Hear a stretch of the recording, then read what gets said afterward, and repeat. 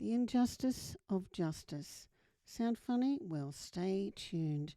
I'm Susanne Moore and I'm the Autistic Project Manager, and welcome to my podcast. So in Series 1, Episode 5 today, I'm going to talk a little bit about the injustice of justice. And whilst that might sound a little bit strange, it's not if you're autistic, because autistic individuals like me often possess a heightened sense of justice. And for me, it's been a thing over the years that sometimes caused me problems in the workforce. And we're going to talk a little bit about that, because this internal drive for fairness, equity, and a strict adherence to moral and logical rules is it's not just important to us, it's how our brain works. So we have a profound need to correct wrongs, and that can lead to advocacy. And for me, over the years, it certainly has. So I've done things like advocated for project management recognition, which, I'm sort of still doing. I've also worked in diversity and defended the rights, particularly of women, by developing the gender economics methodology and theory, and talking about that through my academic practice when I was doing that. It can also happen in not just your career, but in relationships, where you find that something doesn't make sense, it's not rational, and there's a profound sense of injustice, and you often don't get an opportunity to explain yourself. Now, these things can cause the autistic person a lot of distress, and not just the regular, gee, that's not fair sort of stuff. We will hyper-focus on it and ruminate until we've basically got fatigue.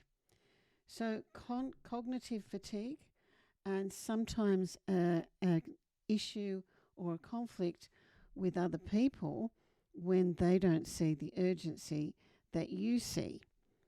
So it can be a bit of a trap for those of us that have this unique neurological drive for consistency that makes overlooking small ethical shortcuts very uncomfortable. And I'll talk a little bit about why there's an injustice in it. Sometimes, not all the time, but this can be used as a weapon against you in a corporate environment. So, as an autistic person, we will look for the technical truth, the facts as we see them, the evidence, and I'm often talking about the evidence. What is the evidence? And when I talk about the evidence, it's not really even my opinion. It's not even really my feeling. It's just what I have observed as the evidence. Now, this can sometimes go against corporate preference for social harmony and just moving forward. That lovely term, can we just move forward? Well, sometimes we can't. So, as autistic people, or those on the spectrum, we have this justice sensitivity, which, as I said, is very heightened. So there's a preference for a strict moral foundation that focuses on care and fairness. And these will often be prioritised over unyielding loyalty, for example, to your organisation, or blind adherence to authority just because they're in authority. So it's an outcome-based morality. It's that preference for making sure fairness exists, or that fairness is not just hidden away by some practices in the corporate world. Now, as I said, it's a hyper-focus. It's an intense mental focus on solving the perceived injustice or correcting the wrong. And that is the same thing that I have that works really well in project management, where I get very focused on resolving the problem. So I can identify the problem really well, I can work through it to a solution, and then I can implement that problem.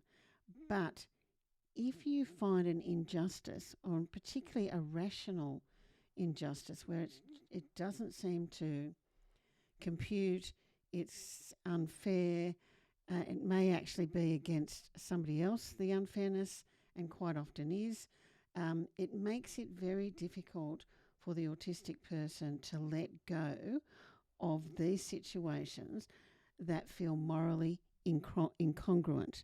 And that's a big thing for us.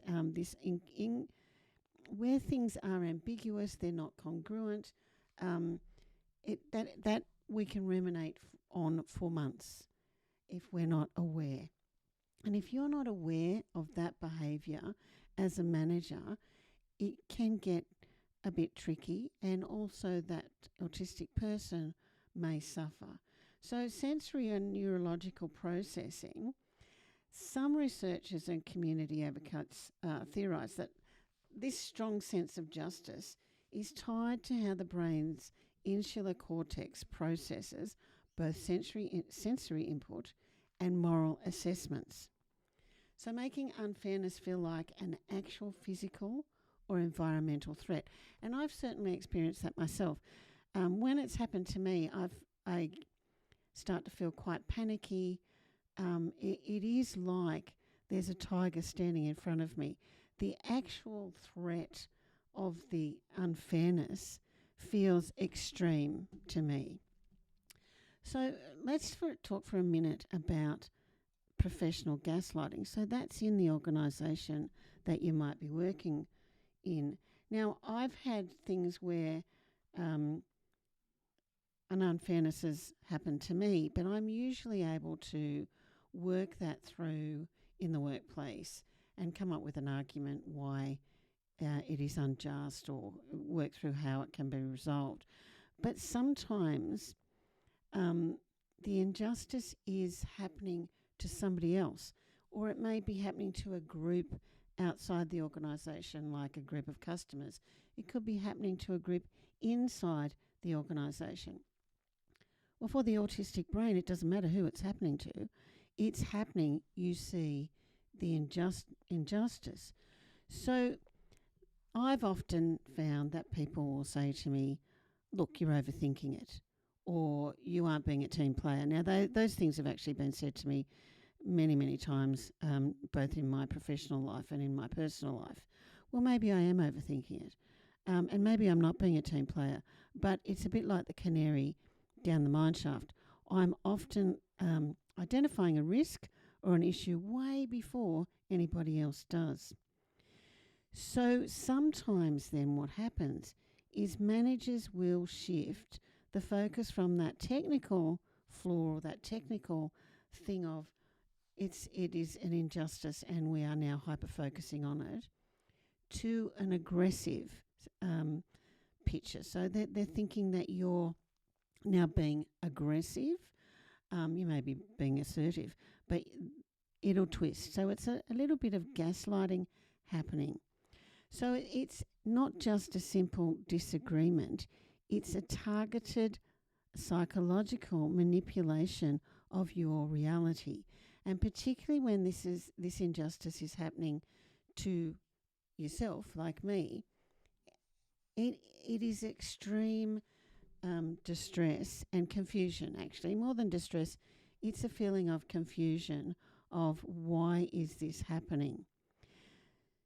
So often you can move past these things and, silence the people that are pointing out the uncomfortable truths.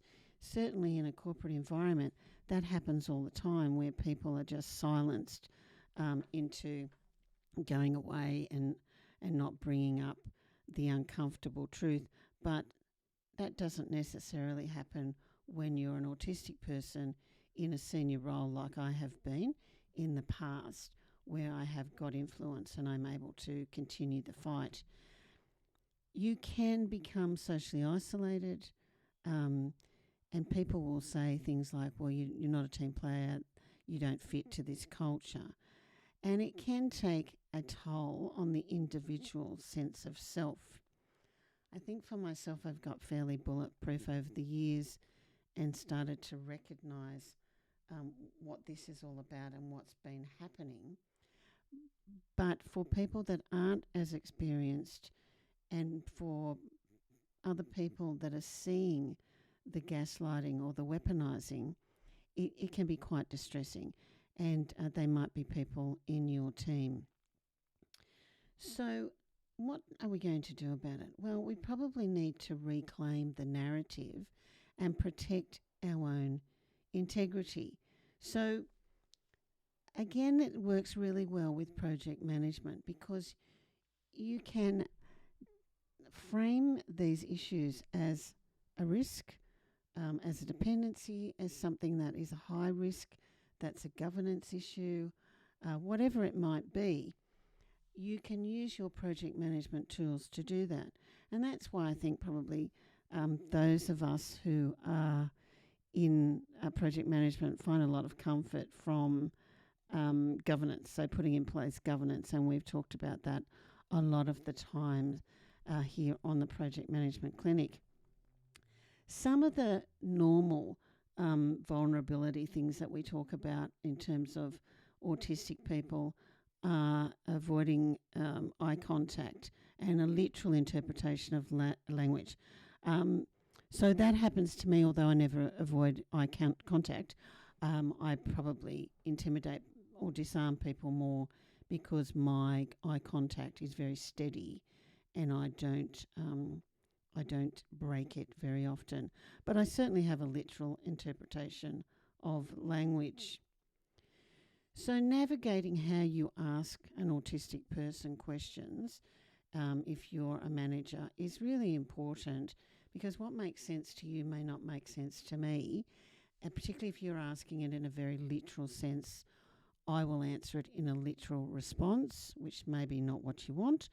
And also, if it doesn't make sense to me, that will be an issue. So we need to develop in organisations processes to question people on the spectrum. So setting boundaries is probably a really good thing to do if you are in this position, and to try and avoid that advocacy burnout or autistic burnout, which I have unfortunately suffered for much of my career, because if you've been listening to the podcast before, you'll know that I was only diagnosed officially about 5-6 years ago now. So it's really important to balance your desire to correct every injustice with the need for your own personal well-being and sensory regulation. And again, that's really good in project management because you can almost scope it out in your own terms. Another thing you can do is find a community or a person or a group where validation and those coping mechanisms are working for you, where there's an intense focus on fairness that is understood and shared. Now, that's really, really important. And I found this in my personal relationships where things just do not make sense. The other person's upset for some reason. It doesn't make sense to me, and also it doesn't seem fair or logical. So I get tripped up on that all of the time. Now, practical ways to manage that justice-related anxiety and burnout. This will sound weird, but for me, if I was in the office, which I don't like to do as much as being outside the office, I would generally go and sit in the toilet, in the bathroom, or have some quiet space where nobody else could come and interrupt me. Particularly when you're a project manager of a large project, you're being interrupted all the time. Get some information from your HR department on ways that they may be able to help you and what your legal rights are, because an autistic person who is really championing justice, even if that's for somebody else, is likely to be targeted as someone that is difficult or has become difficult. Another way is to listen to podcasts like this one, where autistic adults like me will talk about our experiences and how we have navigated this situation. I have found at times, and I've sort of been awake up to it after a while, where there's an injustice to somebody else and they are encouraging me to stand up and fight for that injustice for, say, somebody on my team. And this can cause a whole lot of stress for the autistic person. So again, going back to the start, the injustice of justice, when you're autistic, it can become an actual injustice to you to speak about injustice happening somewhere else. So you don't always get that justice. Again, as I mentioned, that heightened sense of justice, that deep internal drive for fairness, that is really, really important to us. And this profound need to correct wrongs can lead to enormous amounts of stress if it's not happening. So stay tuned. The next session will be out again fairly soon. I hope you're enjoying the podcast. If you are, please subscribe to the channel. I'd love to hear from you if you've got some questions. Please check them in the description below and leave me a comment. That would be great. Other than that, have a great project day, everyone.